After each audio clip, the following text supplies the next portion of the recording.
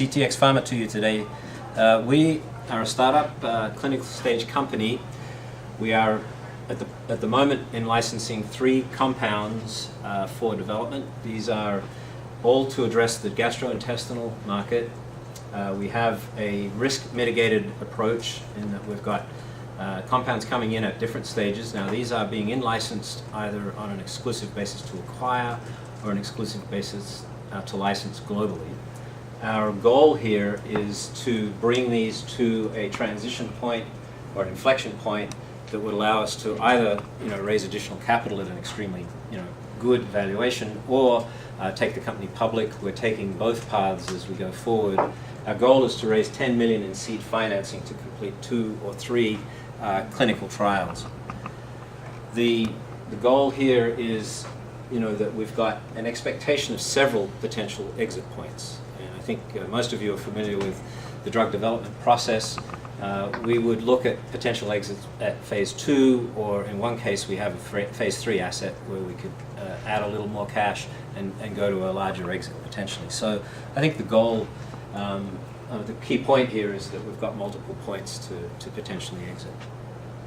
Our overall financing plan is to start up, and this is essentially the first presentation for fundraising, so I think it is a little unusual to have a drug company come to an angel group, but because of the late stage of our compounds, there is an opportunity to jump in at the $10 million seed financing raise.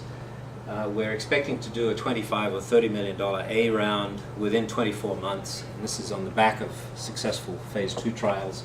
And then additional rounds would depend a little bit on when the board of directors decides to exit the company to a merger. I think there are examples of GI companies exiting at the end of phase 2, but the numbers go really interesting when you exit at the end of phase 3. So we're prepared to work with investors and the board to do that.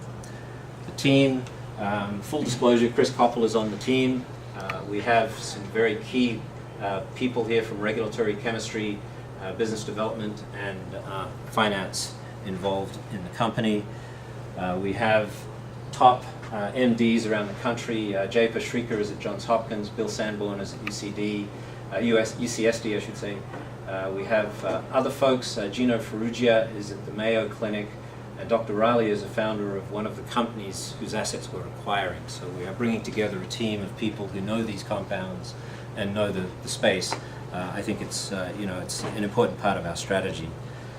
Compounds are going after diabetic and idiopathic gastroparesis, Crohn's disease, and gastroparesis. I think the important point off this slide is if we were to take our lead through to an NDA, we'd be filing the NDA in 2019, potentially going to market as early as 2020. With this compound, we're expecting to complete phase 2 trials for our second compound at the end of 2017, and then the earliest compound we think we could get to the end of phase 2 by 2019. But what you can see here is we're building a portfolio that would be very interesting to a larger pharma, and we, as I said at the outset, success through this part of the next 2 to 3 years could lead us to a very interesting exit. The lead compound, and I don't want to spend a lot of time on each of these, but it has been through phase 2 in diabetic gastroparesis. This was conducted by Jay Pashrikar at Stanford University, and we expect to do a 505(b)(2) registration in diabetic and idiopathic gastroparesis. The market for gastroparesis in the United States is about 5 million patients. There are a number of drugs that are on the market or have been recently taken off the market, but there's clearly blockbuster potential in this market. I think the key statistic is that most of the drugs that are on the market here are have such severe side effects that many of them have been taken off.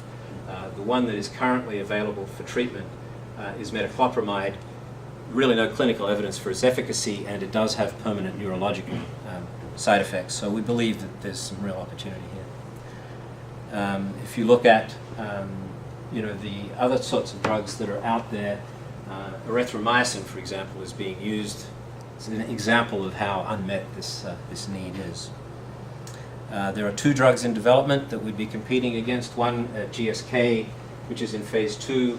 Another is a oral drug that's in phase 2 for gastroparesis. ETX Pharma would be the only company, as far as I'm aware, that's would be in phase 3 in gastroparesis at this time. Our second lead is in IBD, Crohn's disease. This one we're in licensing from a European pharma. We believe that there is up to 1.2 million patients in both Crohn's and ulcerative colitis. This one is going straight into phase 2, and because our partner has API available, namely the drug product is available, we are planning to be in phase 2 trials this year. It's clearly on target in terms of what we can get from them. The opportunity here is that 75% of patients with CD end up requiring surgery. We believe this drug could actually, as an oral therapy, come in and avoid some of these very long-term sequelae.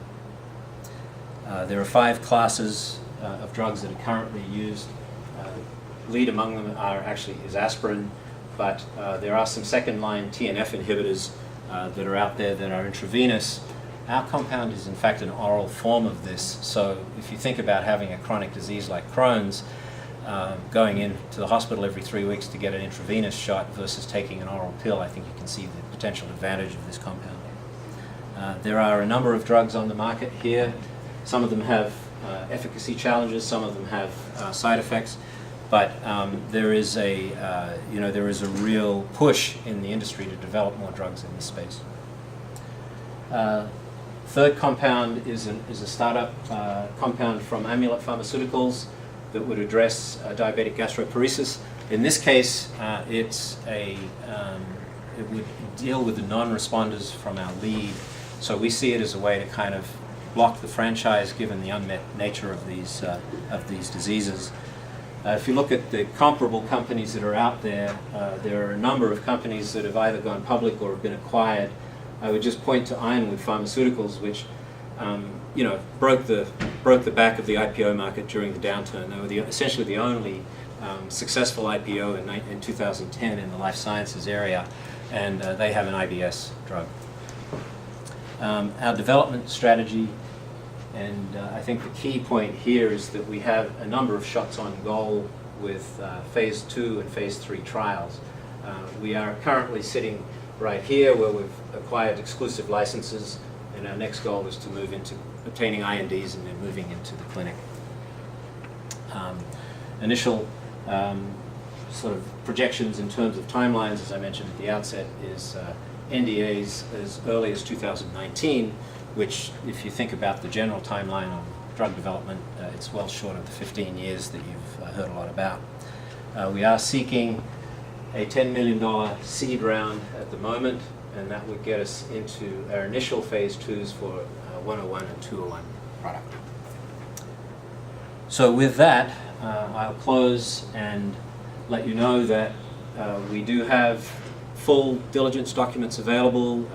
Under confidentiality, we can supply the agreements that we're acquiring these compounds under, and we have development plans that cover the sorts of timelines that I've been discussing. Our initial ask is for $10 million on the seed financing. We're prepared to look at that as equity or as convertible debt.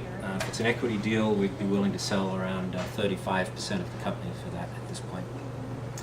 So with that, I will say thank you for your attention, and I guess I'll sit down for questions. Okay, great. Thanks a lot.